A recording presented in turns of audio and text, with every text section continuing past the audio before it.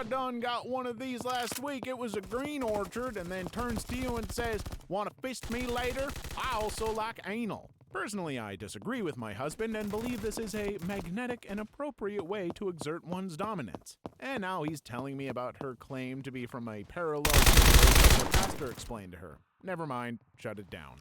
I opened the restaurant door for her and she told me I don't need a frickin' man to open my door.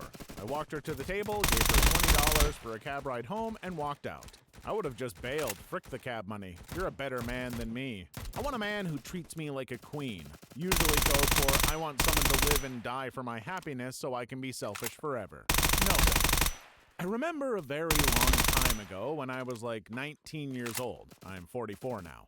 I met this chick who was working at a store, Thrifty's, that I was transferred to for a week to help them out from a neighboring city. I was working for the same store. We hit it off while we were working that night, and long story short, went out after work to a restaurant, Coco's. While we were eating, some dude walks up to her table and starts to ask her why she didn't pick up their kid since it was her turn to watch them. They start yelling at each other right there at the restaurant. Then the guy leaves, grabs their kid from his car, I'm assuming it was his car, I actually don't know, and plops him next to her in the booth while we are eating, and left. I was polite and finished the meal and then said I had to go home. It was so awkward. The next day I had to go into work at that same store, but she wasn't working that day, so I didn't see her. I ended up working one more day after that and still didn't see her, so I went back to my store after that and didn't contact her. 1 week goes by and she ends up calling me at work since cell phones were not a thing back then, and begs me to have breakfast with her so she can explain things. I have no idea why, but I ended up saying yes and met her the following Saturday in her city at some breakfast place. I show up at the restaurant and she is sitting there with her mother and grandmother. The girl then begins to apologize to me for what happened. She's crying and begging me for a second chance. While at the same time, her mother and grandmother were begging me to give her a second chance, to who, by the way, I have never met before, and I literally just met her. I can't remember the exact details of what happened at the end of that breakfast, but I never saw her again. I thought I was in the Twilight Zone. Still to this day, I always wonder how that dude knew we were at the restaurant since no one had cell phones. Telling you right at the beginning of the date how much he hates Martin Luther King Jr. Yeah, that was awkward. I mean, yeah, awkward is one word for learning at the very beginning of a date that a person is a crappy racist. Ooh. If she starts playing on her phone, that means A, she's just there for a free meal, B, she's already dating someone, C, she's not interested in you, D, all of the above. Your well-meaning coworker sets you up on a blind date with her fun friend. You agree to meet at the bar, but then her friend asks you to pick her up because she lost her license. You get to her apartment and she's arguing with the man up front. She flips him the bird before spitting in his face, then gets into his car. It is at this crucial point you notice she brought a suitcase full of a pen. After you finish the drink you ordered with your meal, she finishes her fifth one. The entire time you haven't said more than a few words. Not because you're being indifferent, but because she always interrupts with anecdotes about her abusive childhood. The bill comes, she slides it over. She informs you that she doesn't have any money and assumes you had intended to pay for the entire bill. On the way to the car, she informs you that she wants to have unprotected intercourse. Don't worry, though. She tells you that you cannot impregnate her. She is always carrying another man's child. While taking her home, she begins gesturing to her suitcase while asking to live with you for a few weeks. She is broke, destitute, until she begins her job as a stripper on Monday. The man she was arguing with was letting her stay with him till she saved up enough money for her own place. Unfortunately, that man had kicked her out since she was bringing other men over to his apartment. In her opinion, it was unfair. After all, she had agreed to only be sleeping with him exclusively. After pulling her hand out of your crotch and telling her you're not interested, you get to the apartment you picked her up from. Unfortunately, you live in the same apartment complex, only a couple buildings around the corner. Far enough from where you park, but not so far that she doesn't follow you all the way to your front door. She assaults you while trying to force her way into the apartment. You panic, but then you hear your cell phone ring. It's a telemarketer telling you about your vehicle's expiring extended warranty. Pretend it's work, push your way outside, lock the door, and hope she forgets the number scrolling across it. She follows you to your car, asking when you will come back home. You leave her standing in the rear-view mirror while you speed off in the night. You then spend a few hours sitting in the mall parking lot waiting for a chance to sneak back home. Well, on your third cigarette to deal with the second anxiety attack, even though you previously quit smoking for over 1 year, you come to a grand realization. Your coworker is kind of a bee. Apologies for the awful experience, but congratulations on the compelling narrative. Asking if you have ever done H and would like to shoot up later. Unless you do want to shoot up later. Same for doing lines of coke. This takes me back to the early 20s version of me and a fine lass named Rebecca. We met at a New Year's party. She's tall and artsy with some feather arrangements in her hair I complimented. Oh, midnight and a proper kiss on the cheek with the promise of a first date before 1991. Picked her up for said date a few days later and same hair treatment. She tells me she's obsessed with birds and always wears a feather somewhere. Okay, no problem. She's still cute and full life, and this just makes her quirky, right? I was just a few years older, and we went to a really nice Italian place near D.C. She remarks how nice to be out whether grown up as she's finished college and has been dating boys. Nice. Dinner is great until dessert. The whipped cream on mine reminds her of her last boyfriend. Then she tells me in great detail how she stalked him, hiding in bushes near his house to spy, effing with his tires and covering his entire car in whipped cream and eggs. Isn't that just the funniest? Check, please. Are you sure she wasn't actually a bird? I was expecting subtle hints coming here, but instead I feel fortunate I've apparently managed to avoid absolute strangers. She asked me to take her shopping on her second date. I have my dad drop us off, didn't have my license at the time, age 15. So anyways, she takes me to Victoria's Secret to shop for clothes and stuff. About an hour and a half later, she thinks she has enough things and asks me to help her take her things to go check out at the counter. I grab the rest of her things and take them over to the counter to pay. That's when she just kind of stands there and acts like I'm gonna pay. I said something like, this is gonna be expensive, where do you work? And she says something like, what do you mean? I thought you were helping me out with this. I kinda just asked if she was joking, and when she confirmed multiple times that she wasn't, she claimed it's not okay to make the lady in a relationship happy or some bullcrap. First of all, we went on one date-ish movies, and now today, this is not a relationship. Second of all, I'm 15.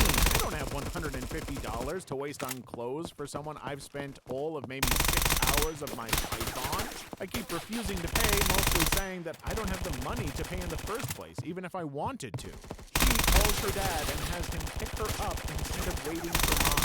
Praying my date next weekend doesn't go the next one. I've only dated 2 people before, and she was the first. I don't think this girl is the same way as the last at all, though, so I think we'll work out. Yep, OP, that's the only thing you gotta worry about. If you pay for Victoria's Secret, you're set.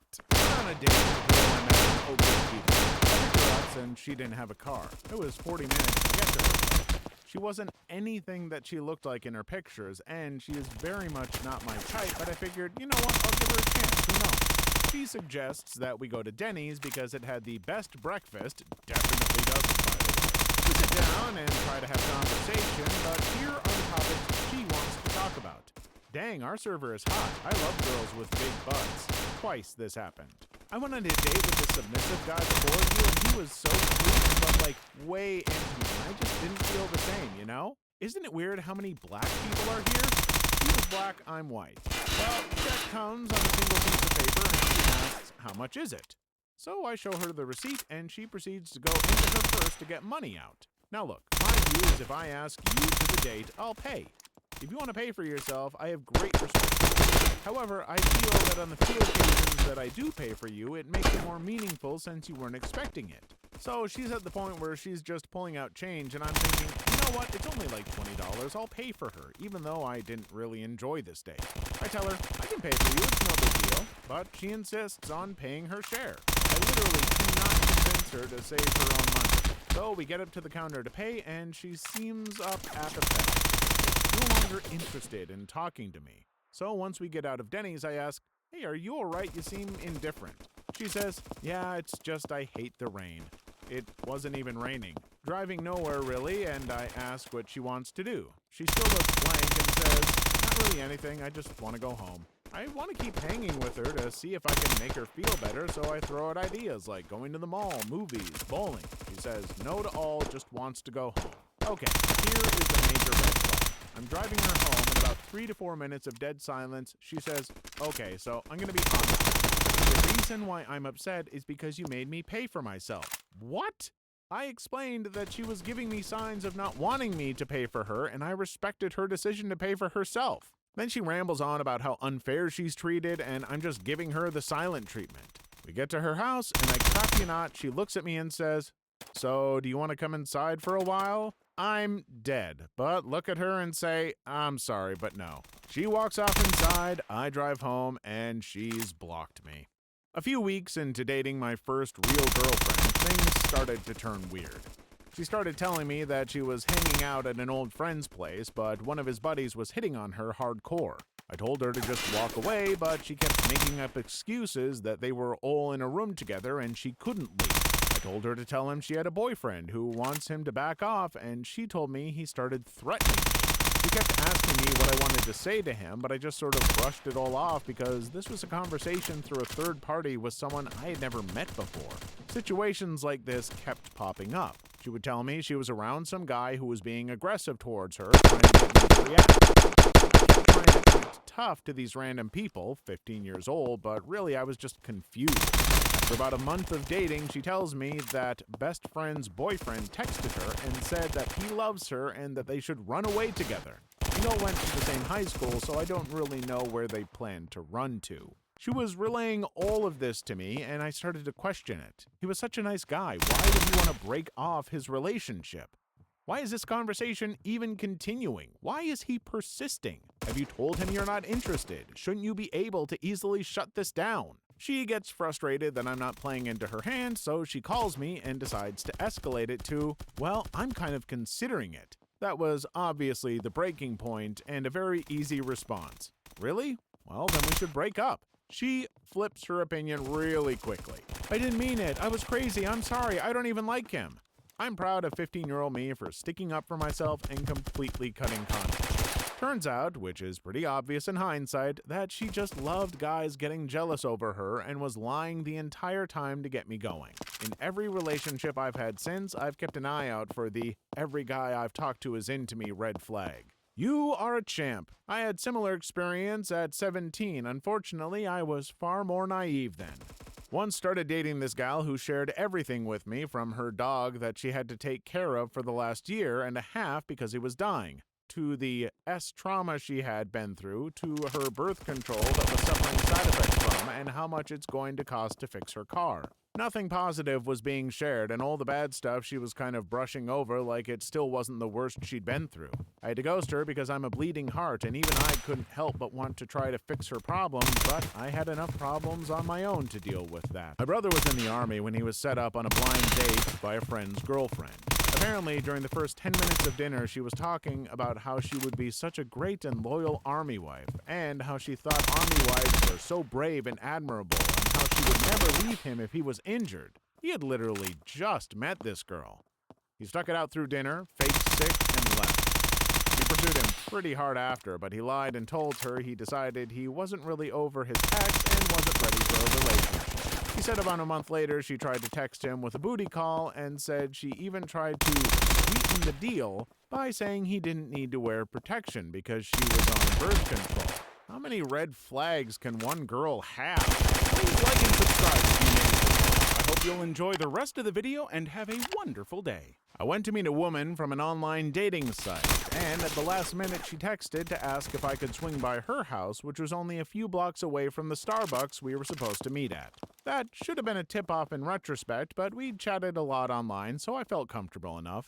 Maybe she just needed a lift or something. Instead, I come up to her house, and when she opens the door, she's wearing an ankle bracelet. She begged me to please understand how she didn't want to mention it on the dating site and to please hear her out. I was naturally uncomfortable by this point, but also curious, so I sat down for a few minutes in her living room. She told me of this domestic dispute she had with her ex that had turned violent, and now she was on 30 days house arrest. A very overweight teenage girl came into the room at this point, and the woman said, "Oh yeah, I also forgot to mention I come with this." Now I just wanted to get the heck out of there. I started making excuses to leave, but she kept trying to get me to stay.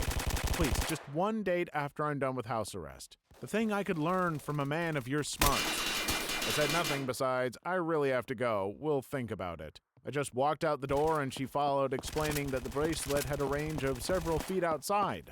I was rummaging for my car keys next to my car when she grabbed my left hand and slid it under her shirt, placing it directly on her bare breast.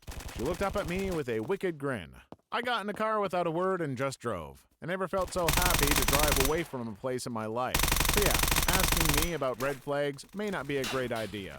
Though hopefully I have wised up since then. You know, I was almost going along with this story until the things I could learn from a man of your smarts. Sure thing.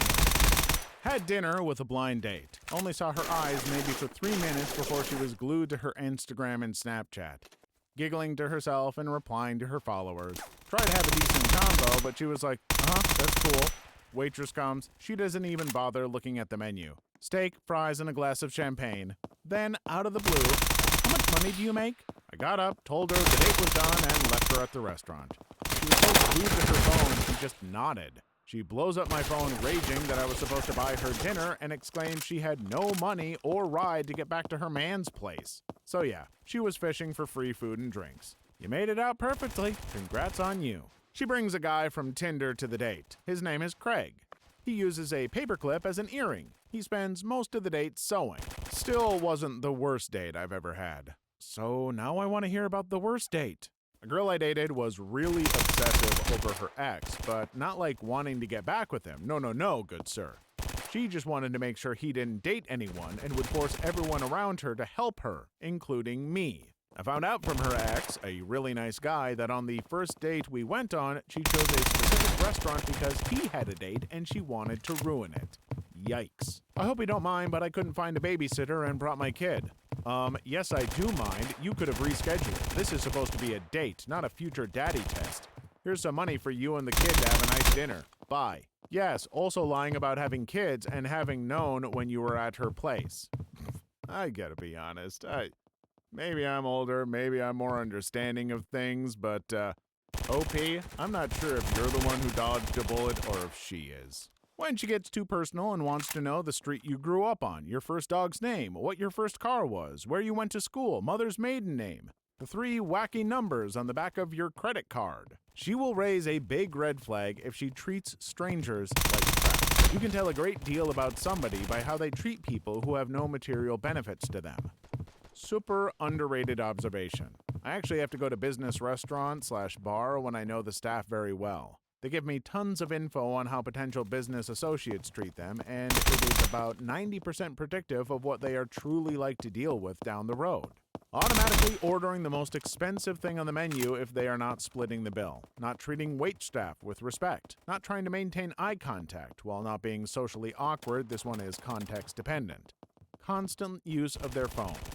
Grossly bashing their ex or talking at length about them. Not the normal, oh, my ex was a dong, but really going on about it. Being generally inconsiderate or arrogant. Diverting conversation to talk overly about themselves, even on topics not about them. Not showing any interest in me as a person. My ex and I used to split all our bills, and we went on twice as many dates. When every time you bring a girl out as a financial burden, you start to resent spending time with someone. Apart from the usual ones, I really know it's not going to work if they start complaining about having to walk a short way together. I get it if they're wearing heels, but if we plan to go to a restaurant, walk around a bit and see a movie, and 200 meters into the walk they start complaining, then it's just not going to work out. I dated a girl once who would get mad if I wouldn't circle around or wait until one of the closest spots were open. Her dad would do it all the time. I happen to be one of those people who park as far away as possible so my car doesn't get dinged by careless kids. It didn't work well.